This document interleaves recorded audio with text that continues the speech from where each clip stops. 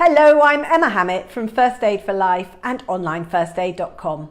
Today I'm going to give you 6 or 7 top tips to help you control your asthma, particularly this time of year where the pollen can be a real problem. 80% of asthma sufferers find that pollen is a particular trigger. So talk to your asthma nurse or doctor and get some extra advice to help you over this period. When your body reacts to pollen, it releases histamine, and histamine is a known trigger for asthma and for hay fever too.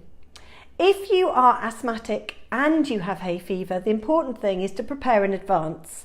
So as you know you're coming up to hay fever season, start taking your preventer medications and get them well and truly dosed up in your body in preparation.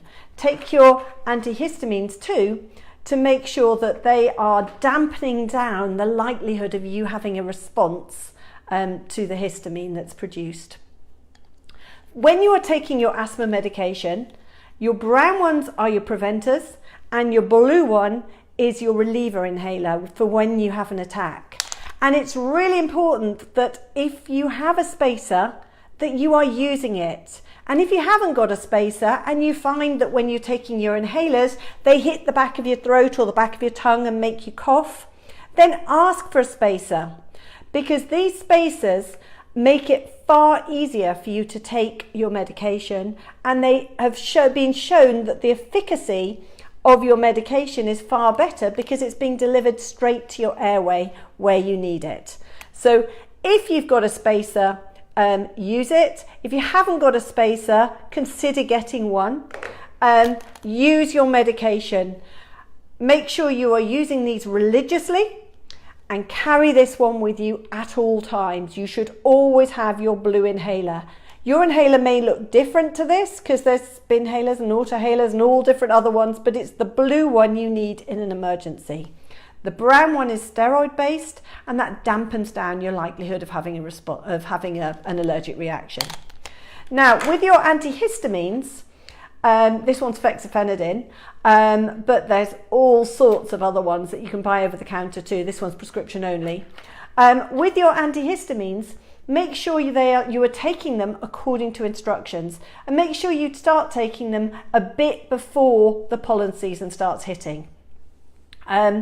If you have been prescribed one of these nasal sprays and the eye drops as well, start taking them beforehand, because these take a good 2 weeks to actually dampen down your sensitivity and make it less likely that you will have a reaction. So you do need to prepare in advance. That's not to say it's too late if you haven't done it, but if you can, preparing in advance is good.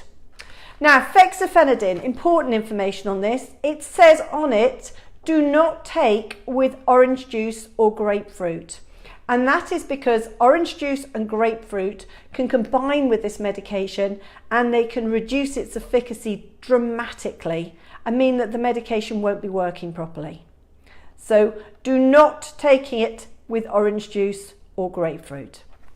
If you're taking any of the other antihistamines and they don't seem to be working as well as they were, or they don't seem to be working for you, try another one. They all work slightly differently. And you can also save yourself some money if you have a look at the generic name of the medication and ask your pharmacist if they are offering a generic version of it. It'll be the same stuff, but it's not got the fancy branding. So it's worth asking, and also be very mindful of the medication that can cause drowsiness. And if you are affected by your medication and it's making you drowsy, change it. So this is over-the-counter medication.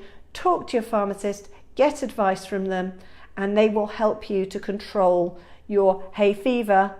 And in controlling that, that should help prevent your asthma attacks as well.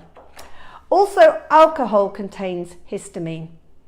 So if you are suffering particularly badly from asthma or from hay fever at the moment, then cut down on the alcohol, because that will be adding in that little bit of histamine and making it harder to control your symptoms. And I hope that's been helpful. So enjoy it outside. If it's a really dry, windy day, don't go for a nice country walk, because it will make your hay fever worse. And keep an eye on the pollen count. The weather forecast will give you pollen count updates on a daily basis too.